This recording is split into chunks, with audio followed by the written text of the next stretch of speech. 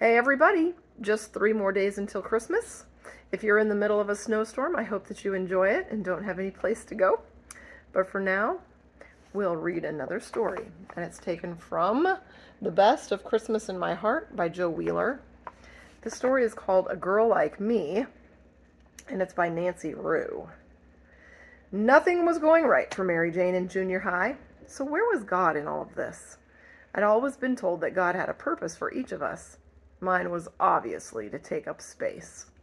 And it would help a lot if that dweeb Jack Pickard would stay away and mind his own business. Even the nativity play was same old, same old. Or was it? Monday, December 17, 7 p.m. in our living room. Okay, we've got Jeremy picking up the tree. Check, Jeremy said, and knocked a plate of Christmas cookies off the coffee table. Mom planning Christmas dinner. Check, Mom said, dimples going in and out at light speed. Sarah taking care of decorations? Pause. Jeremy looked hard at her. Well, he said.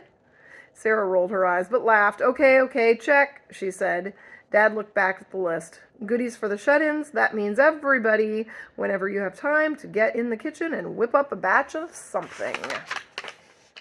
Jeremy, please do not find time to get in the kitchen and whip up something, Sarah said to our little brother. We don't want these old people breaking their upper plates. Jeremy stuck his tongue out at his older sister, but he still kept grinning. Nothing daunted the Christmas spirit of a 10-year-old. Now a 13-year-old like me? Nah, it didn't daunt mine either. I didn't have any to begin with. MJ, Dad said to me, dropping his eyes down the list. We don't have you down for anything yet. What do you want to do? I shrugged. I'd been shrugging so much during the family meeting it was starting to look like a Jane Fonda shoulder exercise. You have to do something, Jeremy said.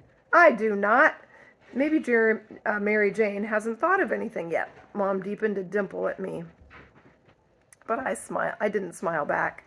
Anyway, Dad said, time's a-wasting for me to take each of you shopping for her. He lifted his eyes toward my mother and hissed loudly, a present for you-know-who. Jeremy practically squirmed off of the couch, and my mother grabbed the cookies before they took another dump. Dad, thanks, Sarah said, but I can go on my own this year. Dad sighed. I know when I've been usurped by a flock of giggling girls who take 5 hours to do one side of the mall. He looked at me. You and me, MJ, tomorrow night. We can do the whole mall in 2 hours. Again I shrugged, but nobody noticed because Jeremy was launching into a 10-minute whine about how he wanted the first night's mom shopping. When the doorbell rang, I dashed for the foyer. Anything to get out of there. Well, almost anything. When I opened the door, all I saw were his eyes blinking from behind those oversized glasses. The rest of his face was covered by the notepad he was holding. Collecting for your newspaper subscription, Jake said and then he looked up. Oh, it's you. Of course it's me. I live here. He lowered his pad to reveal the smile that was too big for his face. He sniffed and let it ramble all the way up to his earlobes. I smell cookies. No, you don't, I said. What do you want?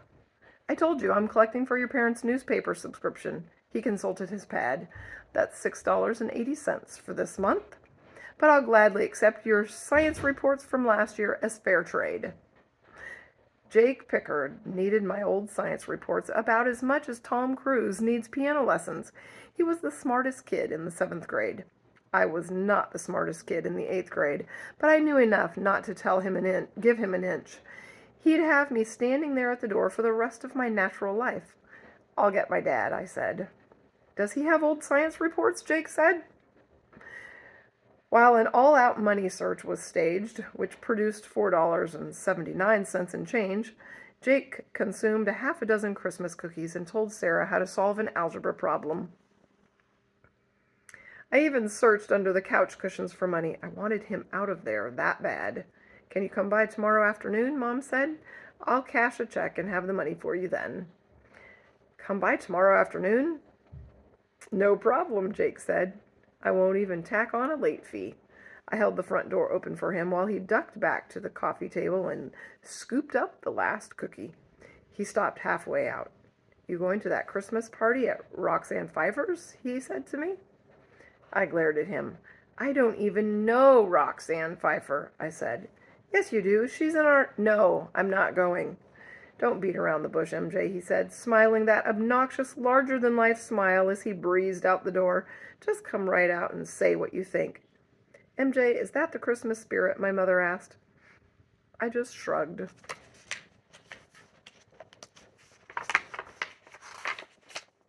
Tuesday, December 18, 8 a.m., aboard bus 318A. I haven't always been like this about Christmas. I thought as I looked out the bus window. I used to be as squirrely as Jeremy when it came to dragging out the Christmas albums the day after Thanksgiving. But what was there to be excited about, even at Christmas, when you had this slowly creeping up feeling that you're destined to be a nobody? Everybody had told me junior high was going to be a blast, and I'd spent all of the 7th grade waiting for it to happen. I glanced around the bus. It seemed to have happened for everybody but me. Chelsea Bennett, in the front seat, had made 8th grade cheerleader. I had zits and no hips. I hadn't even tried out. Mike Bach, in the back seat, was already student council sergeant-at-arms. I hadn't run for office. For Pete's sake, nobody knew me. At the end of the 7th grade, exactly 12 people had signed my yearbook. Across the aisle, Bonnie Sullivan was writing a note. To Blair Anthony, for sure. A lot of girls were getting into the boy thing. I was so nervous talking to boys, my tongue turned into a popsicle. My eye caught on Jake, up front, jacking his jaws to the bus driver. Even he had it all over me in one respect. The little dweeb made straight A's. I had to do twice as much homework as I had in elementary school, and I was doing nice, average work. I'd always been taught that God had a purpose for each one of us. Mine was obviously to take up space. I looked back out the window in time to see some men setting up for the live creche in the Center Street Church. I used to get so excited about seeing the live animals and watching people from the community act out the nativity scene every night for the week before Christmas. This year I couldn't have cared any less if I'd been in a coma. Tuesday, December 18, 1:30 p.m. in the junior high auditorium. All right, I want Christmas past over here, Christmas present here, Christmas future right here, and Mrs. Arnell looked over her glasses vaguely at the group I was standing in. Crowd, just sort of scatter in this area and do some business. The girl next to me stopped popping the rubber bands on her braces and headed excitedly for the nondescript area, like it was an Academy Award material. I followed, tail dragging, and stood with the rest of the crowd. Our chorus/drama presentation of Dickens' A Christmas Carol was the biggie of the semester, and I should have been nursing a major case of goosebumps over it, but it was tough to get the giggles over being in the crowd, and it was a cinch a girl like me was never going to be anything more. Psst! I turned to meet a pair of mammoth glasses perched right at my shoulder. What do you want? I whispered to Jake. That's Roxanne Pfeiffer, he said, and jerked his head to my right. I looked at the girl with the braces who'd been doing crowd business like a Hollywood extra. So, I said, she's the one having the party. You said you didn't know her.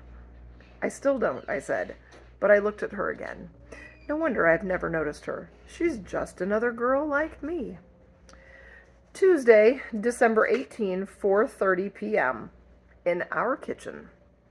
Half a cup of brown sugar, I muttered. It was like a rock. I banged the box on the counter.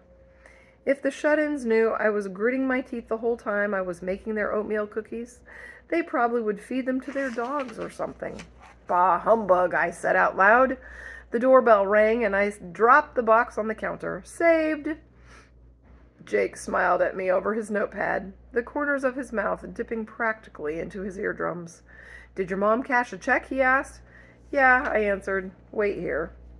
He didn't, of course. He followed me into the kitchen and plowed his finger through my cookie dough while I counted out the money. Gross, I said. People are going to eat that. What? I'm not people? I shoved the money at him. Here. Think you can find your way to the front door? Just in case he can't, why don't I show him? My dad put his hand across my shoulder and patted Jake's. Women these days, Jake. He said, "No manners, huh?" They chatted like old cronies on the way to the front door. I picked up the wooden spoon and madly stirred the cookie dough. If I could just get these done before my dad came back. Mary Jane! He never called me anything except MJ unless I was in pretty deep. As soon as you're finished with those, what say we make that shopping trip into an evening? Burgers, the mall, maybe a frozen yogurt after? I gaped at him. He took that for a yes. Tuesday, December 18, 8 p.m. on Center Street. "I think your mother will like the slippers you picked out," Dad said. He turned the car onto Center Street, and I plopped my yogurt cup into the litter bag without comment. I wanted to say, yeah, she'll think of me every time she wears them to take out the garbage. But I didn't. My dad hadn't lectured me yet about being rude to Jake that afternoon, and I wasn't going to do anything to jostle his memory. "MJ, can I help you with anything?" I looked at him sharply. You aren't having much fun this Christmas, and I just wonder if there's anything I can do." "No," I said, "I'm fine." "You're lying, my love," he said. But I didn't say any more, and neither did he, even when he pulled up to the Center Street church and turned off the motor. "Let's get out," he said. It was the smell that got to me first, and with it the memories. How many years had I run from the car to the rope that separated the crowd from the creche so that I could sniff big and get the animals up my nostrils, the sheep and sometimes a lamb or two, and the donkey. And then there were the quiet sounds, the way the sheep chattered to each other, the way the donkey shifted his feet in the hay, the way Mary sighed. I didn't run to the rope this time, but when Dad and I got there, it was all the same. It was the first thing about Christmas that was, and for a minute I forgot got to be 13 and all bummed out. "It's so real, isn't it?" Dad whispered to me. I didn't answer, but it was. The shepherds were all huddled together, shifting their shoulders and grinning at the baby like proud uncles. Joseph was leaning over Mary and gazing out over the crowd to make sure none of us was going to make a move on his little family. And Mary herself, she was small and young, and she was looking down at the baby like she couldn't believe this was happening to her. It was almost as if she could feel me watching her, because as I stared, she looked up and smiled. The metal on her teeth shone in the lights, and I gasped.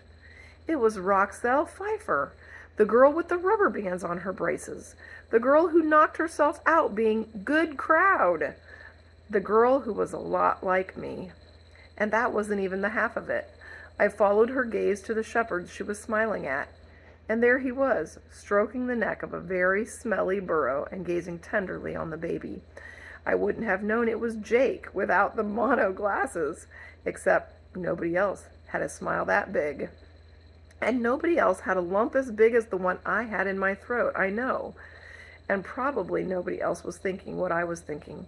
How Roxanne Pfeiffer was probably just like Mary, who was plain and average and couldn't believe God had picked her to give birth to the Savior. How Jack Pickard was probably a lot like the young shepherds who did the same old thing day after day, but knew when something amazing was happening to them and were ready for it. How I was a lot like them and didn't even realize how good that could be. I put my cheek against the tweed of my dad's jacket. With a big sigh, he slipped his hand into mine. Wednesday, December 19, 1:30 p.m. Junior High Auditorium. "Crowd," Mrs. Arnell said. "You're standing like you're waiting in line at the express lane at the grocery store." "Next," Jake called out. Ebenezer Scrooge has just emerged from his house screaming, "Merry Christmas! You're amazed. Let's show some spirit." There was a general groan from the crowd. "I want you to watch, she pointed to Roxanne, who said her name so softly I am sure only I heard it, but gave a grin that lit up the room. "Roxanne and then she pointed toward me. I looked over my shoulder. "MJ," Jake said for me. "Watch Roxanne and MJ," Mrs. Arnold said. "They're over here giving it everything they've got. I believe they're excited townspeople on Christmas morning. I want the rest of you to be like them." Mrs. Arnell strode back across the stage, and Roxanne and I grinned at each other. Did you forget your name? Jake asked. Who made you my interpreter? Sorry, the cat just fell or jumped or something. Phew, okay, who made you my interpreter? I quizzed, but I dug into my pocket and pulled out a bulging baggie. Want some cookies? He stared at me. You had your fingers in the dough. You might as well eat your own germs, I instructed. But as he took it from me, still stricken, I grinned. Merry Christmas, I said. You're so strange, he replied. I shrugged. What do you expect from a girl like me? That's cute. We don't have to be anything special to appreciate what Jesus has done, to be excited about his birth, and to enjoy and be thrilled about the Christmas season. Not because of the gifts or the tree or the snow or anything, family, food, but because Jesus came to earth to be born as a baby, to grow up and die for us, and that is definitely something to be thrilled about. I hope you have a good night, and I will see you tomorrow for another story.